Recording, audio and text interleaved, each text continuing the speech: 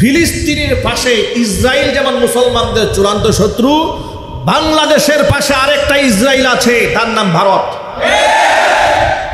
সুতরাং শুধু ওই ফিলিস্তিনের ইসরায়েল নিয়ে চিৎকার করলে কাজ হবে না। আমার ফিলিস্তিনের মা বোনদেরকে শহীদ করার জন্য ভারত ৫,০০০ সৈনিক পাঠিয়ে দিয়েছে ইসরায়েলে। সেখানে হিন্দুরা নিজ হাতে মুসলমানদের খুন করছে ফিলিস্তিনের মাটিতে। সুতরাং ইসরায়েলের বন্ধুত্ব বজায় রেখে যে ভারত সৈনিক পাঠিয়েছে, ফিলিস্তিনের পাশে ইসরায়েল যেমন মুসলমানদের চূড়ান্ত শত্রু, বাংলাদেশের পাশে ভারত মুসলমানদের আজীবন শত্রু। কথা বলো ঠিক? আমরা ভারতের ওই কুখ্যাত সন্ত্রাসী নরেন্দ্র মোদী বিজেপি সরকারকে বলছি, তোদের পতাকার মধ্যে আমাদের প্রণাম হবে দূরের কথা, সেদিন বেশি দূরে নয় ভারতের হিন্দুত্ববাদী শক্তি মুসলমানদের পায়ের কাছে এসে মাপ চাইতে বাধ্য হবে। আপনারা প্রস্তুত আছেন কি? আমি দুহাত দেখতে চাচ্ছি। আমরা খালিদ বিন ওয়ালিদের উত্তরসূরি, সালাউদ্দিন আইয়ুবী, জামালউদ্দিন আফগানি, শরীয়তুল্লাহ খান জাহানানি, শাহজালাল ইয়ামানি রহমাতুল্লাহি আলাইহির উত্তরসূরি আমরা। আগামী ভবিষ্যতে গৌর গোবিন্দের নাতিপুতিরা যদি বাংলাদেশের স্বাধীনতা, সার্বভৌমত্ব নিয়ে, ধর্ম নিয়ে, ইসলাম নিয়ে, আমাদের বাংলাদেশের মুসলমানদের ঈমান এবং আকীদা নিয়ে 1 ইঞ্চি মাটি নিয়ে যদি ষড়যন্ত্র করে, এই মুসলমানদের সন্তানেরা শাহজালাল ইয়ামানির উত্তরসূরি হয়ে রাজপথে তলোয়ার নিয়ে ঝাঁপিয়ে পড়তে বাধ্য হবে। আপনারা কি সেই ডাকে সাড়া দিতে প্রস্তুত সকলে আছেন? ونعوذ بالله من شرور أنفسنا ومن سيئات أعمالنا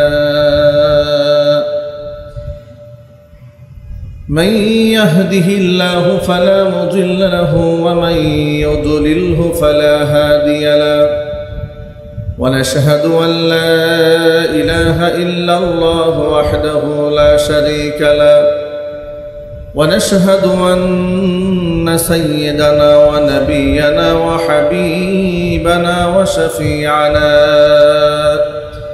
ومولانا محمدا عبده ورسوله الذي أرسله بالحق بشيرا ونذيرا وداعيا إلى الله بإذنه وسراجا منيرا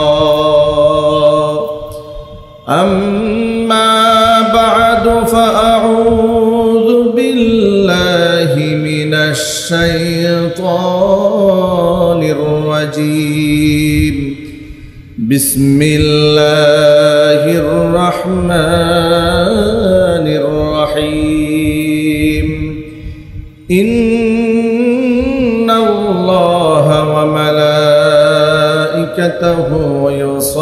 يصلون على النبي يا أيها الذين آمنوا صلوا عليه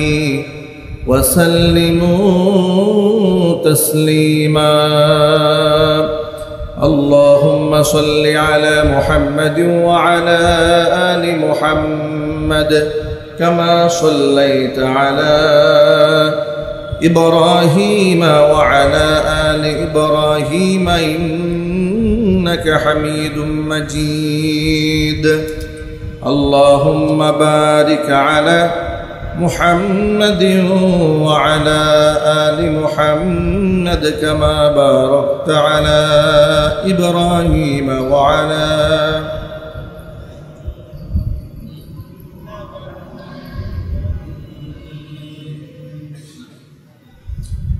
মহান আল্লাহ রাব্বুল আলামিনের দরবারে আলিশানে লাখো কোটি শুকরিয়া আদায় করছি যে মহান মনিব মুসলিম উম্মার এই ক্লান্তি লগ্নে আমাদেরকে তার মহান হুকুম জুমার নামাজ আদায় করার লক্ষ্যে যথা সময়ে তার ঘরে উপস্থিত হওয়ার তৌফিক দান করেছেন। হৃদয়ের সবটুকুন ভালোবাসা উজাড় করে শ্রদ্ধা জড়িত কণ্ঠে মহান মনিবের শেখানো ভাষায় শুকরিয়া আদায় করছি। জবান ছেড়ে দিয়ে সকলে একযোগে বলছি আলহামদুলিল্লাহ। রব্বানা লাকাল হামদ হামদান কাসীরা তাইয়িবান মুবারাকান ফীহি রব্বানা লাকাল হামদু কামা ইয়ানবাগি লিজালালি ওয়াজহিকা ওয়া আযীমি সুলতানিকা। আল্লাহ তাআলা আমাদের জুমার নামাজকে কবুল করুন। আমাদের জিন্দগির গুনার খাতা আল্লাহ তাআলা মাফ করে দিন। অত্র এলাকার সমস্ত মুর্দেগান কবরে আযাব আল্লাহ তাআলা কিয়ামত পর্যন্ত বন্ধ করে দিন। কাল হাসরের কঠিন ময়দানে আজকের ইবাদত আল্লাহ তাআলা আমাদের সকলের নাজাতের জারিয়া হিসেবে কবুল করেন। মহান আল্লাহ রাব্বুল আলামিন আমাদের জন্য জীবন পথের পাথেয় দিয়েছেন কোরআন মাজিদ, পথ চলার দিশা দিয়েছেন। কিছু কিছু আমল আছে যে আমলগুলো করতে খুব সহজ, আবার কিছু কিছু আমল আল্লাহ পাক দিয়েছেন আমলগুলো করা খুব কঠিন এবং রিস্কি। কিন্তু একজন প্রকৃত ইমানদারের কাছে আল্লাহ রাব্বুল আলামিনের দেওয়া প্রতিটি আমলই নিয়ামত, হোক সেটা কঠিন হোক সেটা সহজ। পৃথিবীর মধ্যে সবচাইতে কঠিনতম আমলের মধ্যে অন্যতম একটি আমল হচ্ছে জিহাদ, যা পৃথিবীতে সবচাইতে বড় কঠিন আমল। নামাজ, রোজা, হজ, যাকাত, তাসবিহ, তাহলিল, কোরআন তেলাওয়াত সকল ইবাদতের মধ্যে শ্রেষ্ঠতম কঠিন ইবাদতের নাম হচ্ছে জিহাদ। এই জন্য জিহাদের কথা বলতে গিয়ে আল্লাহ তাআলা কোরআন মাজিদের সূরা বাকারায় বলেছেন, কুতিবা আলাইকুমুল কিতালু ওয়া হুয়া কুরহুল লাকুম। আল্লাহর পথে লড়াই, আল্লাহর পথে জিহাদকে তোমাদের উপর ফরজ করা হয়েছে। ওয়া হুয়া কুরহুল লাকুম, যদিও এটা তোমাদের জন্য খুব অপছন্দ। ওয়া আসা আন তাকরাহু শাইআ ওয়া হুয়া খায়রুল লাকুম। আল্লাহ বলছেন এমনও তো হতে পারে যে জিনিসকে তোমরা অপছন্দ করো সেটাই তোমাদের জন্য কল্যাণকর।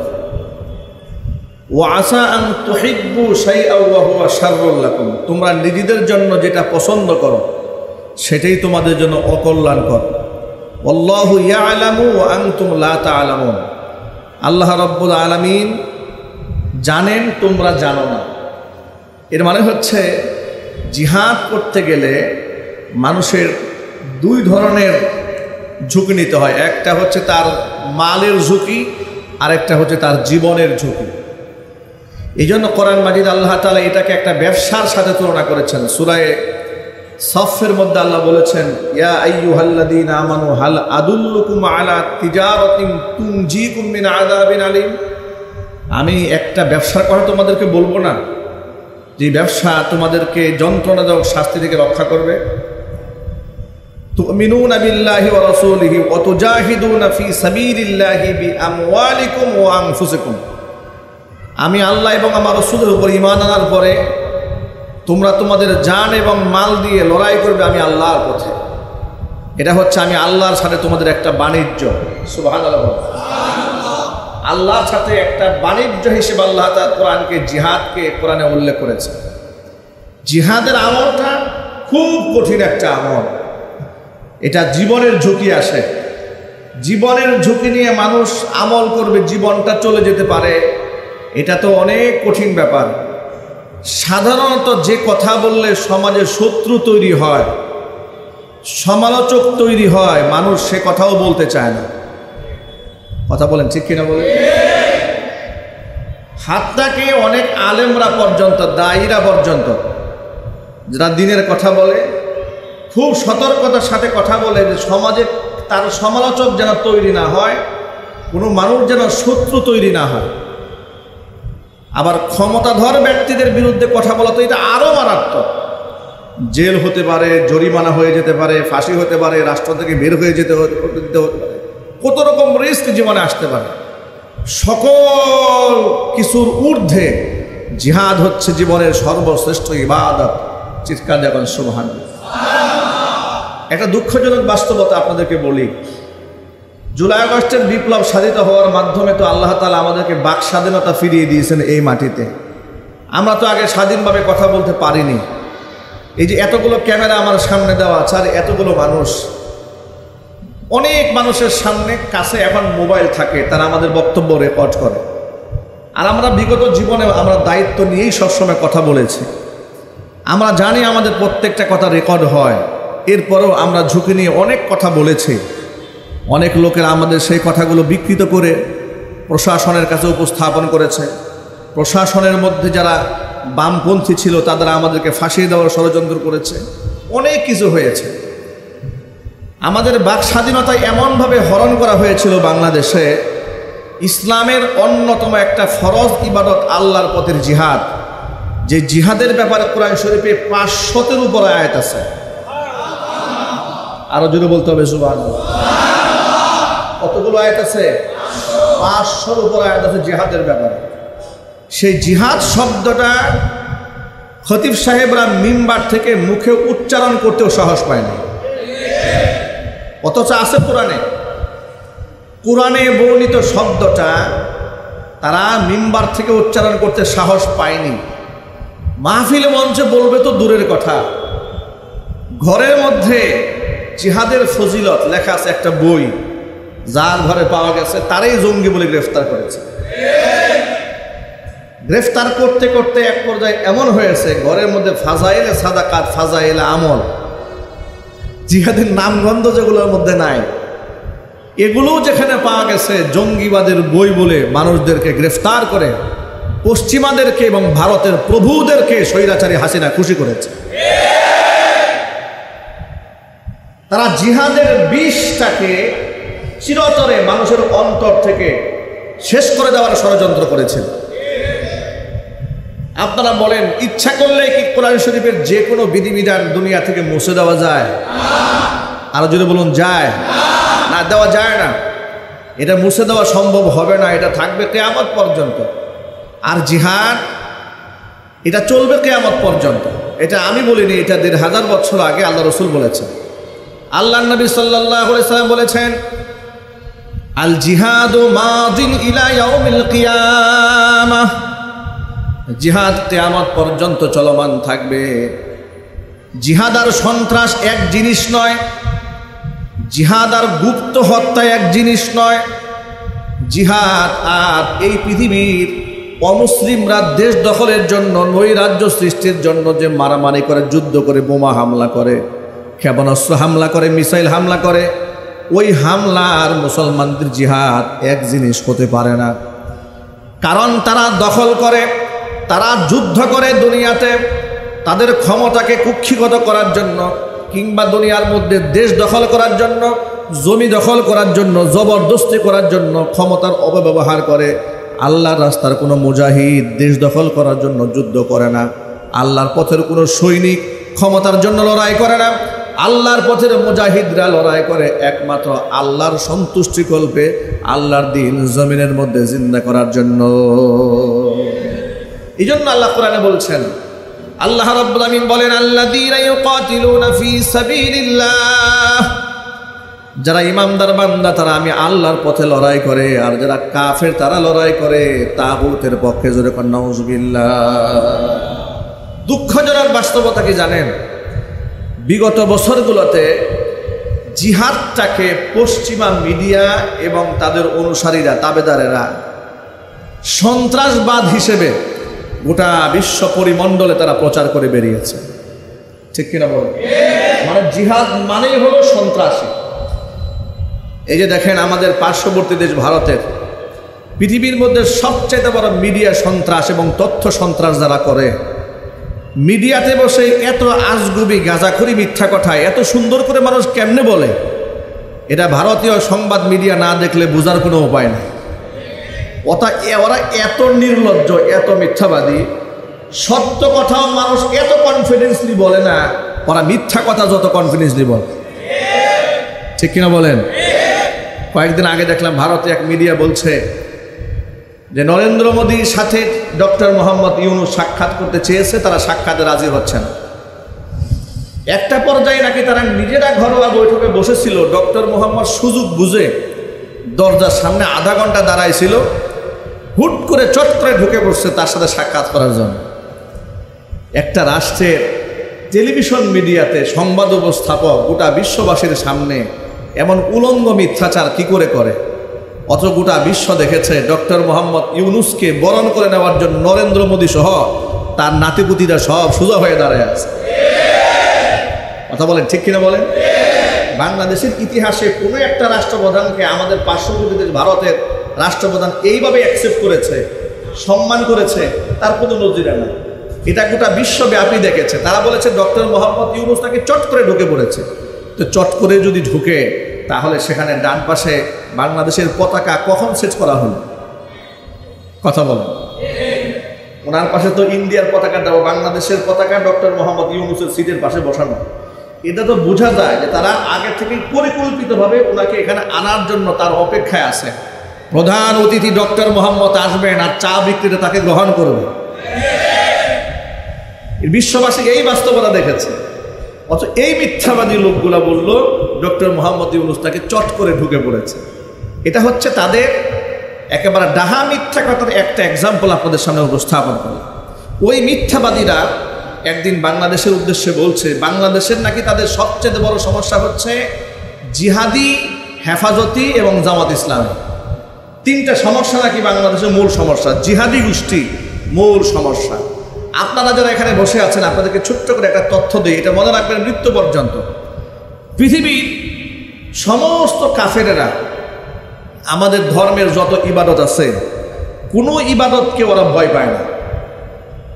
যেমন আপনি নামাজের কথা বলেন, নামাজকে কাফেররা ভয় পায় না, রোজাকেও কাফেররা ভয় পায় না, দানকে কাফেররা ভয় পায় না, সাদাকাকে কাফেররা ভয় পায় না, কোনো কিছুকেই তারা ভয় পায় না। তারা একমাত্র যে আমলটাতে ভয় পায়, শঙ্কিত হয়, সে আমলের নাম হচ্ছে জিহাদ। ওই আমলের নাম কি? এছাড়া পৃথিবীর কাফেরদের কলিজায় কম্পন সৃষ্টি করার মতো কোনো আমল আল্লাহ তাআলা মুসলিম জাতিকে দেন নাই। একমাত্র জিহাদই হচ্ছে সেই ইবাদত যে ইবাদতের কথা শুনলে কাফেরদের কলিজা শুকায় যায়, তাদের পায়ের নিচ থেকে মাটি সরে যায়। আল্লাহ তাআলা বলেছেন এই জিহাদকে তোমরা অপছন্দ করো, কিন্তু এর মধ্যেই তোমাদের জন্য আমি কল্যাণ নিহিত রেখে দিয়েছি। দেখুন জিহাদে কল্যাণ কি করে থাকে তার একটা ব্যাখ্যা আমি আপনাদেরকে একটু পরেই বলছি। কিন্তু আপনারা বলেন, এই যে পশ্চিমা মিডিয়া সারা জীবনভর তালেবানদেরকে মুক্তিযোদ্ধা বলেছে না সন্ত্রাস বলেছে? আরো জোরে বলেন। তালেবানরা কি আসলে সন্ত্রাস? নিজের দেশ রক্ষার জন্য যদি আমেরিকান সৈনিকদের সাথে তারা লড়াই করে, তারা কি সন্ত্রাসী না মুক্তিযোদ্ধা? মুক্তিযোদ্ধাদেরকে 20 বছর তারা সন্ত্রাস বলেছে, তালেবান জঙ্গি গোষ্ঠী বলেছে। তাদের সুরে সুর মিলিয়ে, তাদের তালে তাল মিলিয়ে ওদের তাবেদার গোলাম যে মিডিয়াগুলো বাংলাদেশে আছে, তারাও কিন্তু তালেবানদেরকে সন্ত্রাস বলেছে। এখনো পর্যন্ত বাংলাদেশে কথায় কথায় কিছু বুদ্ধিজীবী আছে, তারা বলে যে বাংলাদেশকে আমরা আফগানিস্তান হতে দেব না, বাংলাদেশকে আমরা তালেবান রাষ্ট্র হতে দেব না। এই নির্লজ্জ মিথ্যাবাদী কাফের বেঈমানদের পা চাটা গোলামরা জানে না তালেবান রাষ্ট্র তো পৃথিবীর মধ্যে একটা মডেল রাষ্ট্র। তুমি তালেবানকে মডেল মানো তো কাকে মডেল মানবে? আমেরিকাকে, যেখানে নারী নারীকে বিবাহ করে, পুরুষ পুরুষকে বিবাহ করে। আমি তো মনে করি তালেবান মাত্র 4 বছর ক্ষমতায় থেকে গোটা বিশ্ববাসীকে দেখিয়ে দিয়েছে এমন আইন কার্যকর তারা করেছে, 4 বছরে 4টা মেয়েও তালেবানের রাষ্ট্রে ধর্ষিতা হয় নাই। বাংলাদেশের তথাকথিত এক রাজনীতিবিদ ফজলু পাগলা কয়েকদিন আগে বলছে, ফজলুর রহমান, অ্যাডভোকেট ফজলুর রহমান অতি কথন করে। এই ভদ্রলোকটা বলছে যে বাংলাদেশ থেকে কাওয়ালি গানগুলো উঠে গেল, বাউল গানগুলো উঠে গেল, দুঃখে তার কলিজা ফেটে যায়। এই হুজুরদের ওয়াজের জ্বালায় নাকি কাওয়ালি গান, বাউল গান বন্ধ হয়ে গেছে। মনের মধ্যে খুব জ্বালা। আবার কথায় কথায় বলছে ধর্মীয় মৌলবাদ, এই দেশ নাকি আমরা আফগানিস্তানের দিকে এগিয়ে নিয়ে যাচ্ছি। আরে বাবা, এই রাষ্ট্র যদি আফগানিস্তান হয় তো এই রাষ্ট্রের তো কপাল। কথা বলেন, ঠিক কিনা বলেন? যে রাষ্ট্রে 4 বছরে 4টা মেয়ে ধর্ষিতা হয় নাই, এমন আইন যে রাষ্ট্র করতে পারে, রাষ্ট্র থেকে ধর্ষণ বন্ধ করতে হলে, চুরি ডাকাতি বন্ধ করতে হলে অবশ্যই রাষ্ট্রকে তালেবান মডেল করতে হবে। কথা বলতে হবে, ঠিক কিনা বলে?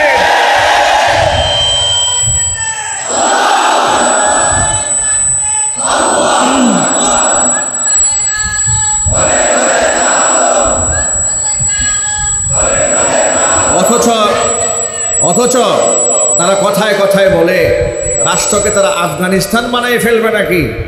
আফগানিস্তানের প্রতি আপনাদের এত ভয় কেন? আফগানের আইনের প্রতি আপনাদের এত ভয় কেন? আফগান তো শরিয়া আইন কায়েম করেছে। তাহলে বোঝা গেল ভয় তো আফগানের প্রতি না, তাদের ভয় হচ্ছে আল্লাহ কোরআনের প্রতি। ঠিক কিনা বলেন?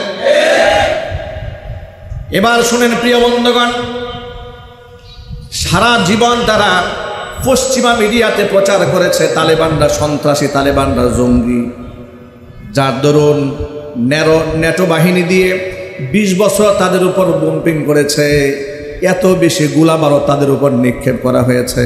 আমি আমার ভাষায় বলি, অনেক দেশে এত ফুটা বৃষ্টিও পড়ে নাই আফগানের মাটিতে যতগুলা বোমা তারা নিক্ষেপ করেছিল। এরপরেও তারা সর্বশেষ 20 বছর পরে নাকে খড় দিয়া তালেবানের কাছে হার মেনে নির্লজ্জভাবে পরাজিত হয়ে আফগান ছাড়তে বাধ্য হয়েছে। কাফেররা আসলে শিক্ষা গ্রহণ করে না, ওরা শিক্ষা গ্রহণ করে না। ওরা যে আফগানিস্তান থেকে এত মার খেয়ে গেল, সে মারের কথা ভুলে গেছে, যার দরুন ইসরায়েলকে সহায়তা করে আবার ফিলিস্তিনের উপর হামলা শুরু করেছে। আমরা আমেরিকার পশুদেরকে বলে দিতে চাই, ইসরায়েলি পশুদেরকে বলে দিতে চাই, পশ্চিমা জোটদেরকে আমরা বলে দিতে চাই, যেভাবে তোমাদের পরাজয় বরণ করে আফগানের মাটি থেকে বিদায় নিতে হয়েছে, ইনশাল্লাহ সেদিন বেশি দূরে নয়, মসজিদে আকসার সীমানা থেকে এবং ফিলিস্তিনের মাটি থেকে এর চাইতেও নির্লজ্জভাবে জুতার মালা পরিয়ে আমেরিকার সৈনিক এবং ইসরায়েলি সৈনিকদের ঘাড় ধাক্কা দিয়ে পাঠিয়ে দেওয়া হবে।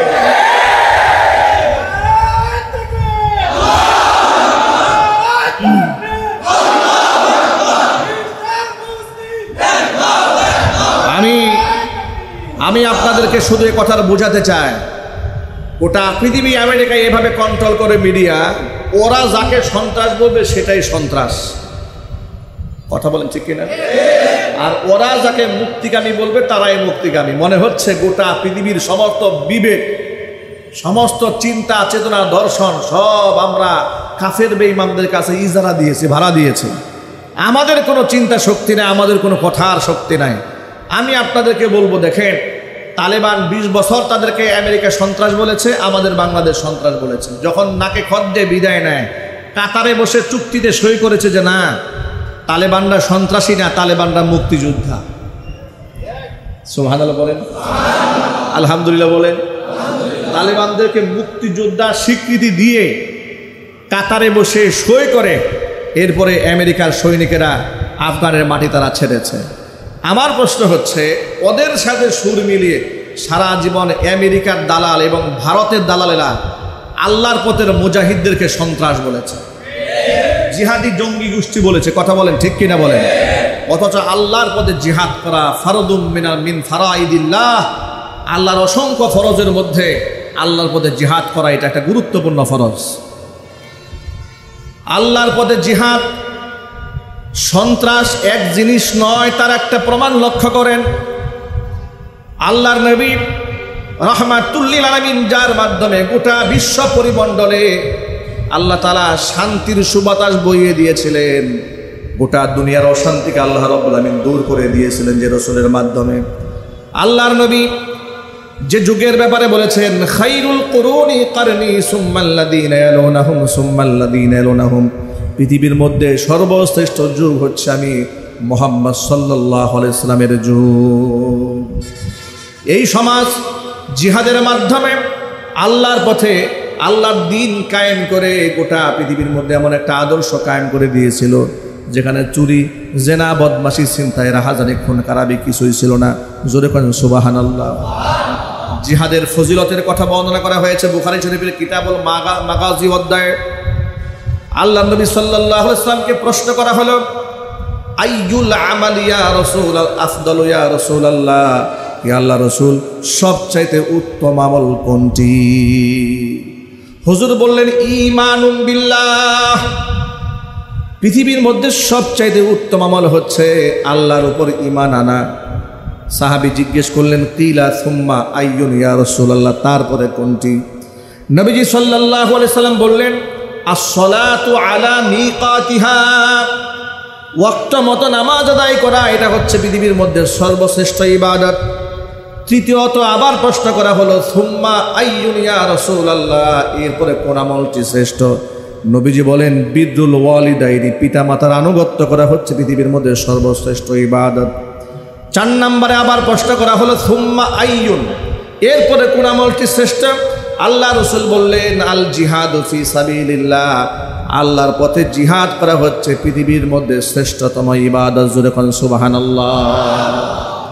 যেই ইবাদতকে আল্লাহর নবী পৃথিবীর শ্রেষ্ঠ ইবাদত বললেন, যে ইবাদত আল্লাহর নবী নিজে করেছেন, 27টা যুদ্ধের সেনাপতি হয়ে নিজের হাতে তলোয়ার ধারণ করেছেন, রাহমাতুল লিল আলামিন, সেই জিহাদটাকে গোটা বিশ্ব পরিমণ্ডলে জঙ্গি সন্ত্রাস হিসেবে পশ্চিমা মিডিয়া প্রচার করেছে এবং তাদের অনুসারী ভারতের এবং তাদের গোলাম বাংলাদেশে যারা আছে সাংবাদিকরাও জিহাদি মন মানসিকতাওয়ালা আলেমদেরকে সন্ত্রাস এবং উগ্রবাদ হিসেবে গোটা বাংলাদেশের মিডিয়াতে প্রচার করেছে। ঠিক কিনা জোরে বলেন, ঠিক কিনা বলেন? যার দরুন জিহাদ এই শব্দ মুখে উচ্চারণ করাই বিগত জীবনে পাপ ছিল, উচ্চারণ করা যায় না। একদিক থেকে আমাদের কলিজা থেকে জিহাদ উঠিয়ে দিয়েছে, আল্লাহর পথে জিহাদ করার একটা ভয় আমাদের অন্তরের মধ্যে ঢুকিয়ে দিয়েছে। এখন আমরা সব আরাম এবং আয়েশের ইসলাম গ্রহণ করেছি। যেমন আয়েশের ইসলাম কোনটা? মাদ্রাসার ইসলাম খুব আয়েশের, মসজিদের ইসলাম খুব আয়েশের, খানকার ইসলাম আরও আয়েশের। সেখানে আপনার পীর সাহেবদেরকে চতুর্দিক থেকে হাদিয়া দেবে, ফল আসবে, এরপর আপেল, কমলা, মালটা, বেদানা আসবে, উনি সব হাদিয়াগুলো খাবেন। 25-30 আইটেমের খাবার থাকবে, সবাই তার কাছে মুসাফা করবে, হাদিয়ার বস্তা নিয়ে আসবে, উনি একটা ফু দিয়ে দিবেন, সব চলে যাবে। এই ইসলাম নিয়ে কাফেরদের কোনো ভয় নাই।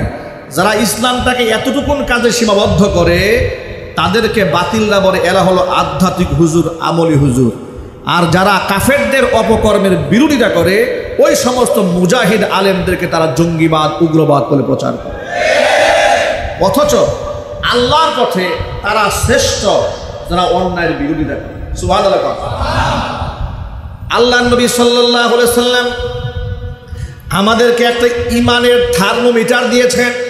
কিসের থার্মোমিটার? ইমান মাপার, জ্বর মাপার মেশিন আছে না, কি বলা হয় এটাকে? থার্মোমিটার। এখানে কত মিটার জ্বর আছে এটা দেখা যায়, তাপমাত্রা কতটুকু আছে। ইমান মাপারও একটা মাপযন্ত্র আছে, একটা হাদিসে। সুবহানাল্লাহ। আগে আপনি এটা দিয়ে আপনার ইমানটা মাপতে পারবেন, এটা ক্যালকুলেশন করতে পারবেন যে আমার ইমানের দৌলত্ব কতটুকু। বলবো আমি, ইমানের থার্মোমিটার। আল্লাহর হাবিব সাল্লাল্লাহু আলাইহি সাল্লাম বলেছেন, মান রাআ মিনকুম মুনকারান, চোখের সামনে যে অন্যায় দেখে, দেখার পরে ফালিগাইয়িরহু বিয়াদি, সে যেন নিজ হাতে শক্তি দিয়া সে অন্যায়টাকে প্রতিরোধ করে দেয়। এটা হলো 1 নম্বরের কাজ, শ্রেষ্ঠতম কাজ। যদি সেটা সে না পারে, হাত দিয়া করার ক্ষমতা নাই, ফাবি লিসানিহি, সে যেন মুখ দিয়া প্রতিবাদ জানায়। ফালিগাইয়িরহু বিলিসানি, মুখ দিয়াও বলতে পারে না, ফাবি কালবিহি, অন্তর দিয়ে যেন এই কাজ নস্যাৎ করার পরিকল্পনা আছে। অন্তর দিয়ে ঘৃণা করে, এটা সঠিক তর্জমা না। অন্তর, অনেকে বলে যে সে যেন অন্তর দিয়ে ঘৃণা করে, না, ঘৃণা করার কথা বলা হয় না। ফালিগাইয়িরহু বিকালবি, অন্তর দিয়ে এই অন্যায় প্রতিরোধের পরিকল্পনা করবে। কয়টা গেল? 1 নাম্বার।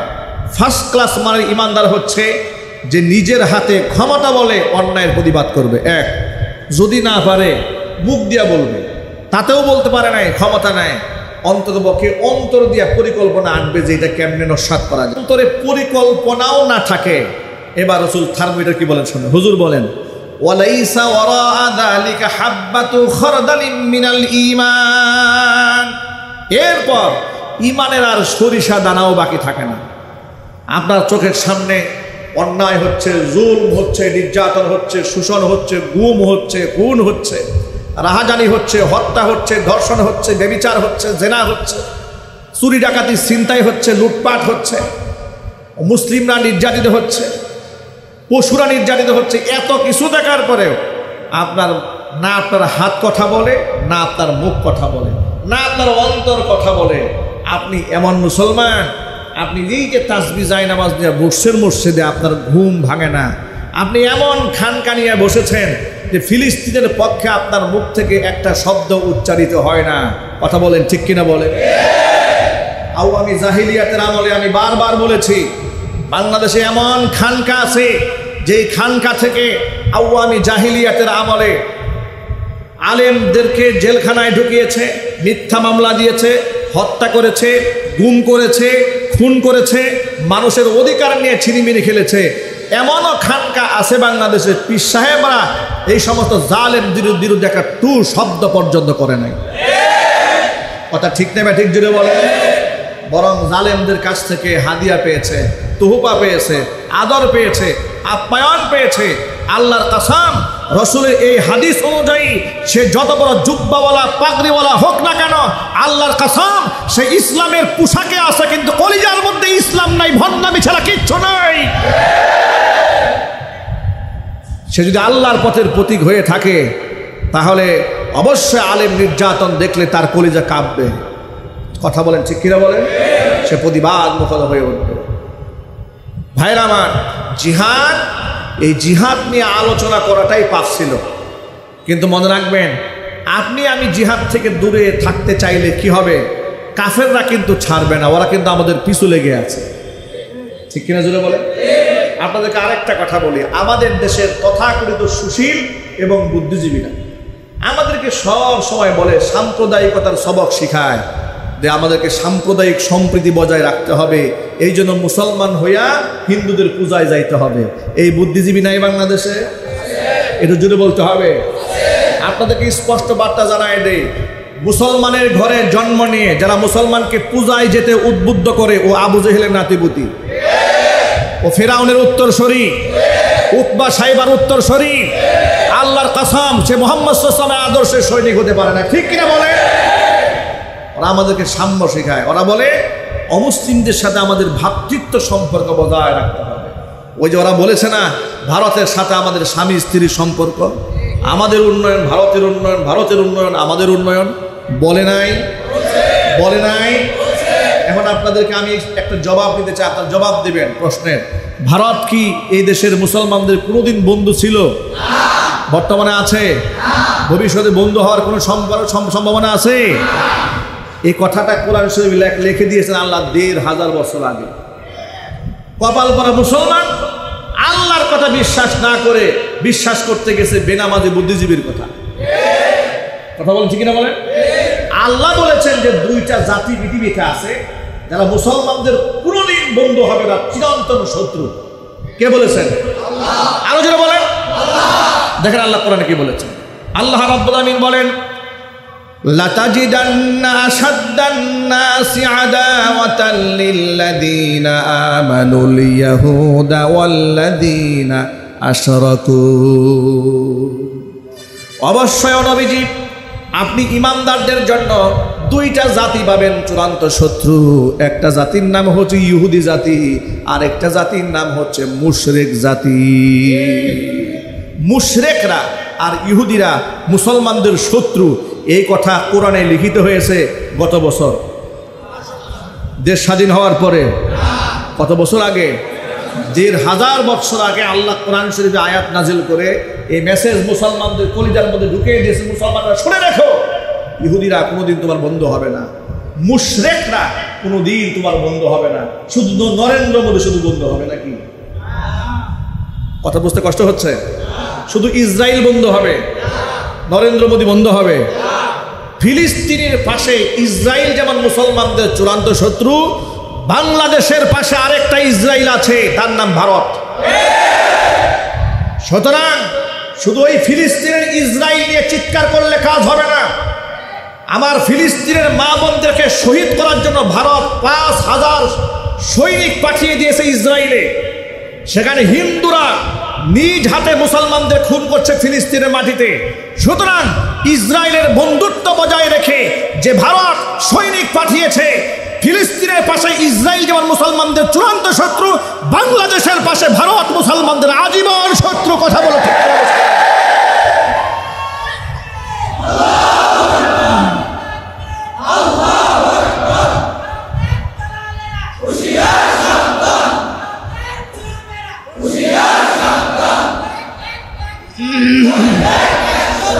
সুতরাং আমাদের ইসরায়েলের বিরুদ্ধে যেমন সোচ্চার থাকতে হবে, অনুরূপভাবে ভারতের হিন্দুত্ববাদীদের বিরুদ্ধেও সোচ্চার থাকতে হবে।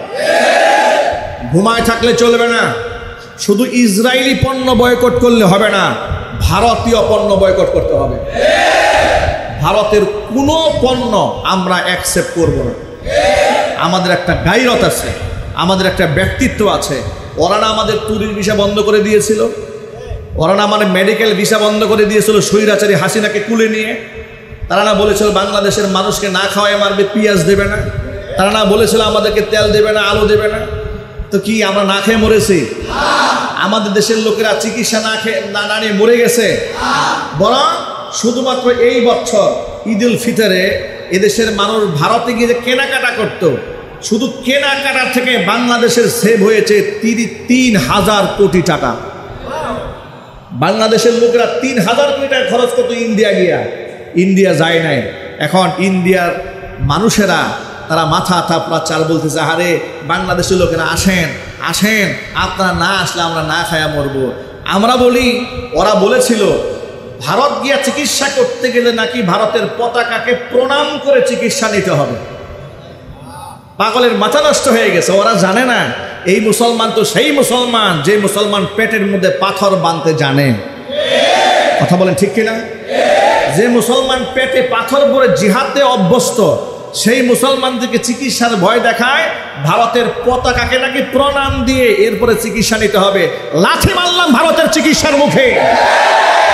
আমরা ভারতের ওই কুখ্যাত সন্ত্রাসী নরেন্দ্র মোদী বিজেপি সরকারকে বলছি, তোদের পতাকার মধ্যে আমাদের প্রণাম হবে দূরের কথা, সেদিন বেশি দূরে নয় ভারতের হিন্দুত্ববাদী শক্তি মুসলমানদের পায়ের কাছে এসে মাপ চাইতে বাধ্য হবে। আপনারা প্রস্তুত আছেন কি? আমি দুহাত দেখতে চাচ্ছি।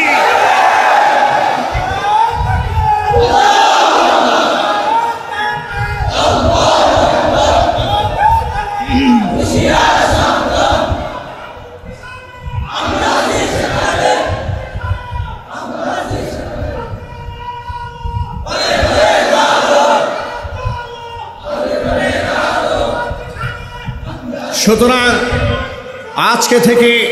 আজকে থেকে পণ গ্রহণ করেন। ইসরায়েলি প্রোডাক্ট যেভাবে আমরা বয়কট করেছি, ভারতীয় প্রোডাক্ট সেভাবেই বয়কট করব। আপনারা শুনে খুশি হবেন, এক সপ্তাহের ব্যবধানে কয়েক বিলিয়ন মার্কিন ডলার ইসরায়েল ক্ষতিগ্রস্ত হয়েছে। ওরা তো টাকার গর্ব দেখায়, টাকা দিয়ে অস্ত্র করে মুসলমানকে হত্যা করে। আমরা গোটা বিশ্বের মুসলিমরা একত্রিত হয়েছি, আলহামদুলিল্লাহ। এখন আমরা পণ্য বয়কট করে একত্রিত হয়েছি। ইনশাল্লাহ কিছুদিনের ব্যবধানে, সেদিন তো বেশি দূরে নয়, গাজওয়াতুল হিন্দ আসবে। হিন্দুস্তানের মুশরিকদের সাথে লড়াই আমাদের করতেই হবে। লড়াই করতে হবে না? আপনি কি লড়াই থেকে পিছপা হয়ে থাকতে পারবেন? কোনো সুযোগ কি আছে? আপনি না হয় খানকায় বসে আছেন, ওরা কি বসে আছে? ওরা ওয়াকফ বিল বাতিল করে নতুন আইন করেছে। তারা ওয়াকফে স্টেট, দেখেন এই যে আমাদের হাজী মোহর খান ওয়াকফে স্টেট, হাজী মোহর খান এটা আল্লাহর সন্তুষ্টিকল্পে ওয়াকফ করে দিয়েছে, ঠিক কিনা বলেন? এটা কি তার পরিবারে কোনো মালিকানা আছে? দেশের কোনো মালিকানা আছে? এটা আল্লাহর জন্য তারা দান করেছে। এই দানের সম্পদ ওয়াকফ কমিটি পরিচালনা করবে। এটার আয় ব্যয় সব মসজিদ মাদ্রাসা ভোগ করবে, ঠিক কিনা বলেন? ভারতে এইরকম 16 লক্ষ একরের উপরে জমি আছে। মুসলমানরা মসজিদ, মাদ্রাসা, এতিমখানা, খানকার জন্য ওয়াকফ করেছে। ভারতের মাত্র 15% মুসলমান। কত পার্সেন্ট? জনগণের দিক থেকে 15% মুসলমান। তাদের দানকৃত জমি, সেই জমি দখল করার জন্য ভারতের মোদী সরকার নতুন আইন করেছে। ওয়াকফ বিল বাতিল করে নতুন আইন করেছে যে ওয়াকফ পরিচালনা কমিটির মধ্যে অবশ্যই 2 জন হিন্দুকে বাধ্যতামূলক মালিকানা রাখতে হবে, যেটা নিয়ে গোটা হিন্দুস্তান আগুন জ্বলছে। একদিক থেকে দেখেন, একদিক থেকে ইসরায়েলকে সহায়তা করে 5,000 সৈনিক পাঠালো ভারত, গেল 1 নাম্বার। 2 নাম্বার, আরেক দিক থেকে মুসলমানদের জায়গা জমি দখল করতেছে। 3 নাম্বার, মুসলমানদের দাড়ি টুপি ধরে জয় শ্রীরাম বলতে স্লোগান দিতে বাধ্য করছে। অন্যদিক থেকে মসজিদগুলা ভেঙে গুড়াই দিচ্ছে। তাহলে ওরা প্রকারান্তরে পায়ে পাড়া দিয়ে আমাদেরকে জিহাদের দিকে ডাকতেছে। আপনাকে তো লড়তে হবে। আপনি হয়তো কাপুরুষের মতো মরবেন, না হয় খালিদ বিন ওয়ালিদের মতো বীর বাহাদুরের মতো সামনে এগিয়ে যাবেন। সিদ্ধান্ত আপনার হাতে। আপনাকে এই দেশের বুদ্ধিজীবীরা বলবে না না না না, তোমরা জিহাদ জিহাদ করো না, তোমরা তাসবিহ আর জায়ের নামাজ গুলো। ওরা ভারতের কাছ থেকে টাকা খেয়েছে, ওরা যেন আমাদের মারতে সুবিধা পায় এই জন্য জিহাদি চেতনা অন্তর থেকে মুছে যেতে দিতে চায়। অথচ কোরআন বলছে, এবার রাসূলের হাদিস শোনায়, যার অন্তরে জিহাদের চেতনা নাই, ইসলামে তার হুকুম কি? বলবো আমি না? আপনারা কি খারাপ মনে করতেছেন? খারাপ মনে করলেও তো কিছু যায় আসে না, ঠিক কিনা বলেন? আর ইমানদারদের খারাপ লাগার কোনো কারণ নাই, মুনাফিক বেঈমান ছাড়া। কিতাবুল মাগাজিতে বুখারী শরীফের হাদিসের মধ্যে এসেছে, মাল্লাম ইয়াগজু ওয়ালাম ইউজাব্বিজ গাজিয়ান ওয়ালাম ইউহাদ্দিস নাফসাহু মা তাআলা শুবাতিন মিনান নিফাক।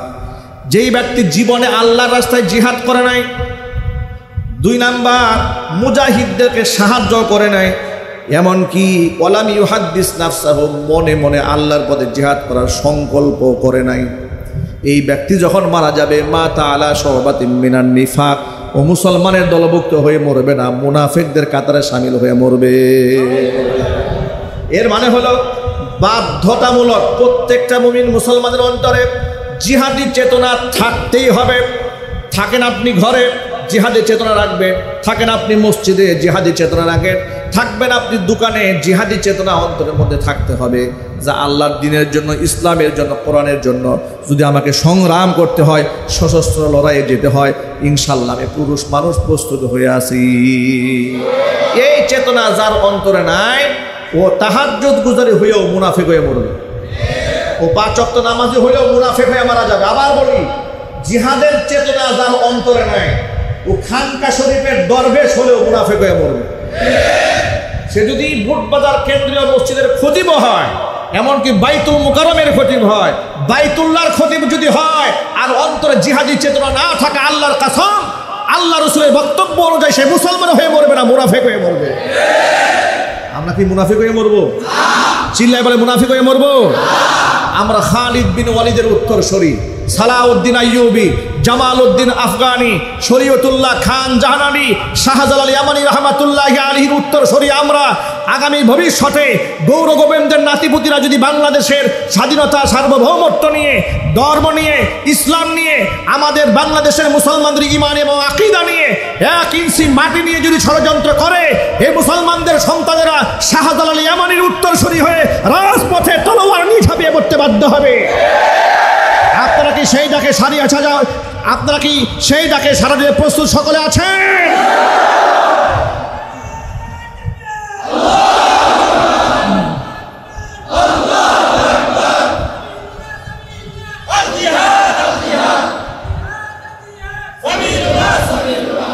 আমি অবাক হয়ে যাই, যে জিহাদ মুসলমানদের উপর ফরজ, সেই জিহাদ মুখে উচ্চারণ করতে মুসলমান ভয়। তারা বলে জিহাদ মানে সন্ত্রাস। জিহাদ মানে কি সন্ত্রাস? বরং যারা আমাদেরকে সন্ত্রাস বলে, ওরা হচ্ছে আসল সন্ত্রাস।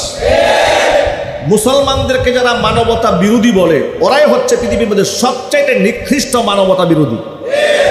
মুসলমানদেরকে যারা নারী বিরোধী বলে, ওরাই হচ্ছে পৃথিবীর মধ্যে নারীদের সবচেয়ে বড় শত্রু।